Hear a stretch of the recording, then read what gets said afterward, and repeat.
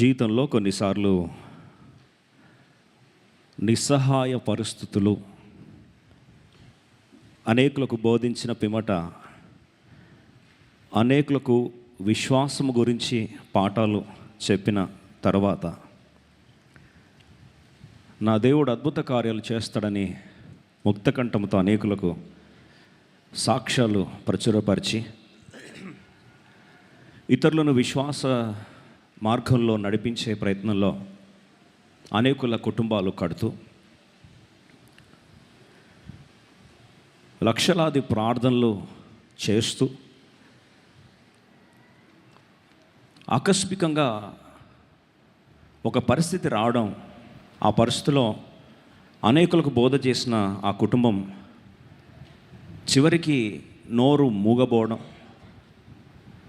ఎన్నో ప్రార్థనలు చేసిన ఆ పెదాలు కదలలేకపోవడం, సమస్యను ఎలా ఎదుర్కోవాలని చాలామందికి ఐడియాలు ఇచ్చిన కుటుంబము ఆకస్మికంగా మూగబోయి ఏం చేయాలో తోచని పరిస్థితి. ఏ వ్యూహరచనలు పనిచేయకపోవడం, no strategy was working, no ideas were working, no prayers were working. గతము భవిష్యత్తుని కబలిస్తున్న అనుభవం, అన్ని వైపుల మార్గాలు మూసుకుపోయిన అనుభవం. ఒకవేళ ఇలాంటి పరిస్థితి కానీ ఎవరికైనా వస్తే లోపల నుంచి ఒక స్వరం ఏముంటుంది తెలుసా? ఇక అన్ని దారులు మూసుకుపోయినాయి, ప్రాణం తీసుకోవడం తప్ప నీకు మిగిలిందేవి లేదు అనిపిస్తుంది.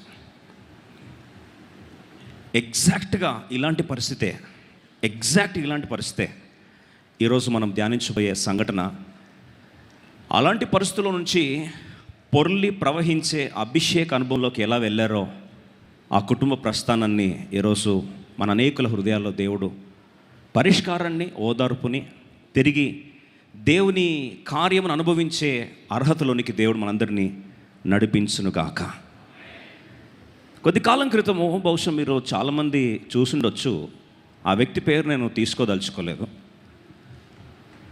లక్షల కోట్లు సంపాదించాడు. లక్షల కోట్లు మాత్రం కాదు, వేలాది మందికి ఉద్యోగ భిక్ష పెట్టాడు. ఫ్యాన్సీ కార్లు అంటూ బహుశా ఏదన్నా ఒకళ్ళ బరాత్ తీస్తే ఎలా ఉంటుందో ఆయన ఇంట్లోనే ప్రతిరోజు ఒక ఫ్యాన్సీ కార్ బయటకు వచ్చేది. లగ్జరీకి మారుపేరుగా ఉన్నాడు. ఒకరోజు ఏమైందో తెలియదు, మన పొరుగు రాష్ట్రంలో జరిగిన సంఘటన. ఆకస్మికంగా ఆత్మహత్య చేసుకొని చనిపోయాడు. ఎందుకు జరిగింది, ఎలా జరిగింది అనే ఒక పోస్ట్ మార్టం కార్యక్రమం కాదు ఈరోజు వాక్యము. కొన్నిసార్లు జీవితంలో అలాంటి పరిస్థితి గుండా ఎందరికో ఓదార్పురిచిన నీవు, ఎందరినో ధైర్యపరిచిన నీ నోరు, ఎన్నో వందలాది ప్రార్థనలు చేస్తున్న నీవు ఇప్పుడు ప్రార్థనలు ఏవి వర్కౌట్ అవ్వట్లేదా? ఎందరికో నువ్వు వాక్య పరిచయం చేసి ఎందరికో విశ్వాస ప్రేరణ ఇచ్చిన నీవు ఈరోజు నీకు ఏ విశ్వాస మాట కూడా పనిచేయని క్లచ్ అయిపోయి అన్ని వైపులా ఒక స్టక్ అయిపోయిన పరిస్థితిలో ఉన్నావా? అలాంటి పరిస్థితి చాలా కాలం క్రితము ఓ కుటుంబంలో చోటు చేసుకుంది. అది వాక్య పరిచయం చేస్తున్న కుటుంబం, ప్రవక్తల కుటుంబం. వాస్తవంగా ట్రైనింగ్ తీసుకుంటూ ఉన్నాడు. ప్రవక్తల శిష్యుడు ఒక ఆయన పరిచయం చేస్తూ ఉన్నాడు. వెళ్ళి పెళ్లి చేసుకున్నాడు. దేవుడు వారికి బిడ్డలు ఇచ్చాడు, 2 బిడ్డలు ఇచ్చాడు. అద్భుతంగా సంతోషంగా వారి కుటుంబం సాగుతూ ఉంది. ఆకస్మికంగా రోజు న్యూస్ వచ్చింది ఏంటంటే, భర్తను మోసుకొని వస్తూ ఉన్నారు, పార్థివ దేహాన్ని భర్త ఆకస్మికంగా మరణించాడని. చనిపోయిన వార్త ఎలా తట్టుకోవాలో అర్థం కాని పరిస్థితి. విధవరాలు అయిపోయింది. సరే, విధవరాలు అయిపోతే ఎలాగైనా తిరిగి బ్రతుకుదాం అనుకుంటే, ఈ భర్త చనిపోయిన పార్థివ దేహాన్ని తీసుకొని పోయిన కొన్ని రోజుల్లోనే ఈ భర్త గతంలో ఈయన ఇచ్చింది ఆస్తి కంటే ఎక్కువగా అప్పులు ఇచ్చి వెళ్ళిపోయాడు. ఈ అప్పులు వచ్చేసరికి ఏం చేయాలో తోచక ఈ అప్పుల్ని క్లియర్ చేసుకునే ప్రయత్నం చేయడానికి ఇంట్లో చూస్తే ఏమీ లేదు, బ్యాకప్ లేదు. అప్పులేమో ఇంట్రెస్ట్ పెరిగిపోతూ ఉన్నాయి. ఏం చేయాలో తోచలేదు. ఇప్పుడు ఏం చేయాలి? ఒకవైపు విధవరాలు, ఒకవైపు 2 బిడ్డలు, ఒకవైపు భయము, ఒకవైపు ఆ యొక్క భవిష్యత్తుని ఎలా ఎదుర్కోవాలన్న భారము. సరే, ప్రార్థన చేద్దామంటే ఒక్క ప్రార్థనకు పెదవులు కదలట్లేదు. సరే, ప్రార్థన చేస్తామంటే అన్ని వైపులా దిక్కుతోచని స్థితిలో స్టక్ అయిపోయినట్టు అనిపిస్తూ ఉంది. సరే, విశ్వాసంతో ఏమైనా ఎదురు చూస్తామంటే ఏమీ లేదు తన దగ్గర. ఇలాంటి పరిస్థితుల్లో అప్పులలో వచ్చి అన్నారు, అప్పులు క్లియర్ చేస్తావా లేదా అని చెప్పి మొదటి రోజు హెచ్చరిక చేశారు. ఈమనింది, అయ్యా నేను క్లియర్ చేయాలని నాకు ఆశ నాకుంది, కానీ నా భర్త ఇన్ని అప్పులు చేశాడు నాకు తెలియదయ్యా, మాకేం సంబంధం లేదు. అప్పులు క్లియర్ చేస్తావా లేదా, లేకపోతే నీ భవిష్యత్తుని ఏదైతే నువ్వు అనుకుంటున్నావో నీ ఇద్దరు కొడుకులను తీసుకొని వెళ్ళిపోతామన్నారు. ఏంటి, నా ఇద్దరు బిడ్డల్ని బానిసలుగా ప్రకటిస్తావా, నా ఇద్దరు బిడ్డలు దూరం చేస్తావా, నా గతం ఎలా పాడైపోయింది, ఇప్పుడు నా గతము చివరికి నా భవిష్యత్తు కూడా ఏం చేస్తుంది, కబలిస్తుందని చెప్పి ఏం చేయాలో తోచలే. అన్ని వైపుల ద్వారాలన్నీ కూడా మూసుకుపోయినాయి. No strategy was working, no prayer was working, no faith words were strengthening her. ఏమి పని చేయని పరిస్థితిలో ఒకటే దొరిచింది, ఏడవం ఆరంభించింది. కానీ ఆమె ఏడ్చిన ప్రాంతం మంచి ప్రాంతం. కొన్నిసార్లు నువ్వు ఎక్కడ ఏడవాలో నేర్చుకుంటే మంచిది, ఎవరి దగ్గర ఏడవాలో తెలుసుకుంటే మంచిది. ఎక్కడ పడితే అక్కడ ఏడుస్తే ఉన్న జవాబు కంటే పరిష్కారం రాకుండా సమస్యను ముద్రగొట్టుకోవడం జరుగుతూ ఉంటుంది. అయితే ఆమె బోరుమని ఏడ్చిన సందర్భం, అక్కడి నుంచి తన ప్రస్థానం ఎలా మారిందో 2వ రాజుల గ్రంథము 4వ అధ్యాయం 1వ వచనం అందరం కలిసి చదువుకుందాం. 2 Kings chapter 4 verse 1. 2వ రాజుల గ్రంథము 4వ అధ్యాయం అందరం కలిసి ప్రార్థన పూర్వకంగా 1వ వచనాన్ని ప్రార్థన పూర్వకంగా చదువుకుందాం. 2వ రాజుల గ్రంథము 4వ అధ్యాయము 1వ వచనాన్ని అందరం కలిసి చదువుకుందాం. లైవ్లో ఎక్కడి నుంచి ట్యూన్ అయినా సరే, ఈరోజు పరిశుద్ధాత్మ దేవుని గురించిన అద్భుతమైన సత్యాలు మళ్ళీ ఒకసారి చెప్తున్నా. ఈరోజు పరిశుద్ధాత్మ దేవుని పొర్లింపు అనుభవం గురించి లోతైన సత్యాలు ధ్యానించబోతున్నాం.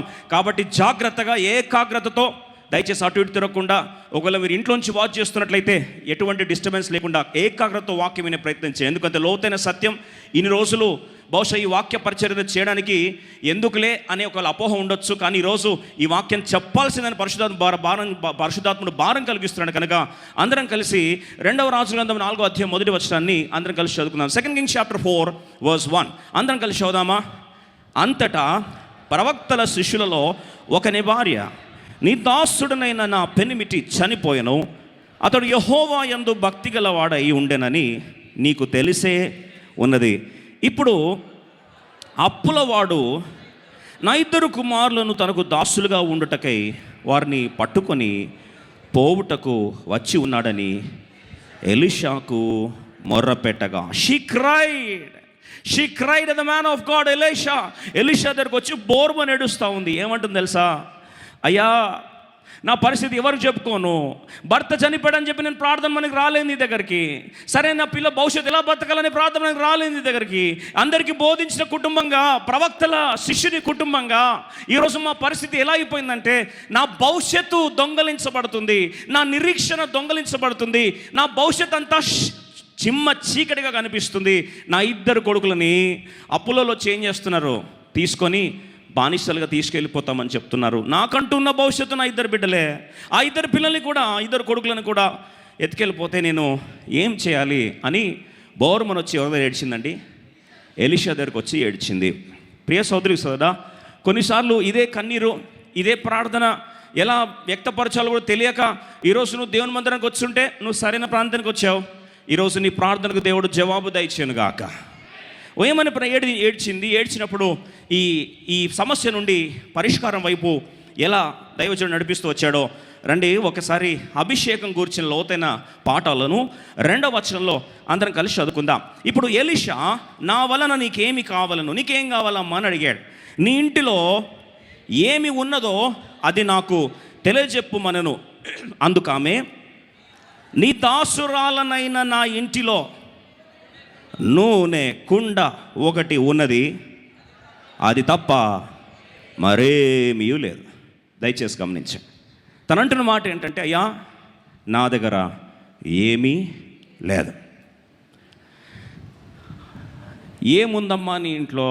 What do you have in your house? What do you have in your house? What do you have in your house? She said, thy handmaid has nothing. Thy handmaid has nothing. ఆమె దగ్గర ఏమీ లేదు. ఒక మాటలో చెప్పాలంటే, అయ్యా నా పరిస్థితి ఒక్క మాటలో చెప్తా, I became nothing. I became nothing. My house has nothing. దాన్ని నథింగ్ అనే భాష, నథింగ్ అనే పదానికి తెలుగులో ఒకవేళ మనందరికీ సుపరిచితమైన మాట ఏంటంటే శూన్యత. నా వెనకాల చెప్తారా? బిగర్ చెప్తారండి?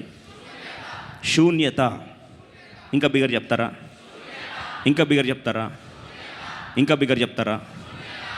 అయ్యా నా దగ్గర ఏమీ లేదు, my problem is, my situation is, I'm reduced to nothing.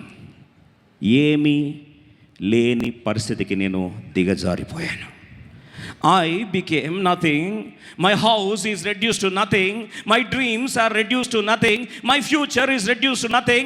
My property is reduced to nothing. ఒక మాటలో చెప్పాలంటే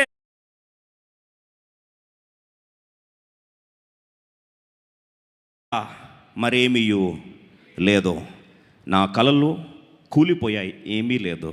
నా స్వాస్థ్యము ఏమీ లేని పరిస్థితి, నా దర్శనము ఏమీ లేని పరిస్థితి. ఒక మాట చెప్పాలంటే నా ఇల్లు ఏమీ లేని శూన్య పరిస్థితికి అప్పగించబడ్డాను. I am reduce to nothing. బహుశా ఈరోజు ఎవరో చాలా గుండె బద్దలే దేవుని దగ్గర ఏడ్చి, ప్రభా ఏమీ లేని పరిస్థితికి వచ్చేసాను ప్రభా, నేను నథింగ్ అయిపోయింది ఆ పరిస్థితి. అయితే ఏముందంటే ఆమె దగ్గర, అందరం కలిసి చదువుదాం.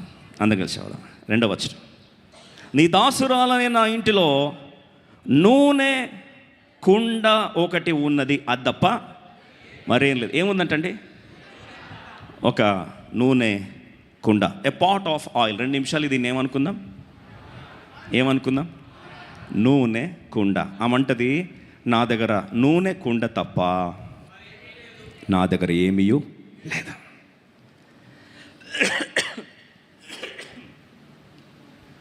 ప్రియ సోదరి సోదరుడా, చాలాసార్లు మన జీవితంలో దేవుడు ఏదైనా చేయడానికి నా దగ్గర ఏదన్నా ఉంటే కదా దేవుడు చేస్తాడని మనలో చాలాసార్లు మనం బాధపడుతూ ఉండొచ్చు. బహుశా ఈ దృశ్యాన్ని సీన్లో చూడడానికి ప్రయత్నిస్తాం. ఆన్ ద స్క్రీన్ ఆమె దగ్గర ఏముందంటే నూనె కుండె తప్ప ఆ ఇంట్లో ఏముందంటే అంత శూన్యం. బహుశా ఒకవేళ ఫ్లాష్ బ్యాక్ వెళ్తే ఇంట్లో ఏం వస్తువులు ఉండవంటారా? ఏం వస్తువులు లేని ఇల్లు నడుస్తుందా? అమాయకంగా పెట్టకండి, చెప్పండి. ఎంత హోటల్ని తెచ్చుకొని తిన్నా కానీ ఏముంటుందా? కనీసం వేసుకొని ప్లేట్లను ఉంటాయి కదా, ఏదో ఉంటుంది కదా. ఎందుకు ఏమీ లేదు అంటే, అప్పులలో ఫస్ట్ అప్పులు ఇస్తావా లేదా అంటే, ఇస్తానమ్మా అంటే వాళ్ళ ఇంట్లో ఏమేమి వస్తున్నాయి ఒక్కొక్కటి ఏం చేశారు? ఎత్తుకెళ్ళిపోయారు అన్నీ. లాస్ట్కి ఎత్తుకపోవడానికి ఏమీ లేకపోగా, దయచేసి వినండి, అప్పులలో అన్నీ ఎత్తుకపోయారు, ఒకటి తప్ప. చెప్తారా? గట్టి చెప్తారా? నూనె కుండ.